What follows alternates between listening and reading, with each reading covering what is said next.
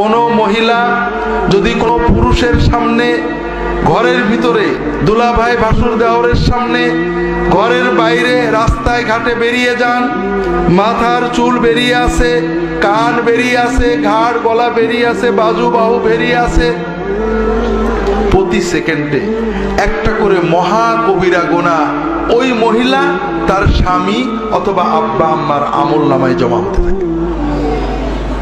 হাজিরিন, এই যে মহাপাপ আমরা করি, আমাদের মহিলারা মাশাআল্লাহ শাওয়ালের রোজা রাখেন, নফল ইবাদত করেন, করে না করেন না? শাওয়ালের রোজা আছেন, 6টা রোজায় কতগুলো নেকি হলো? 60টা নেকি, এই তো।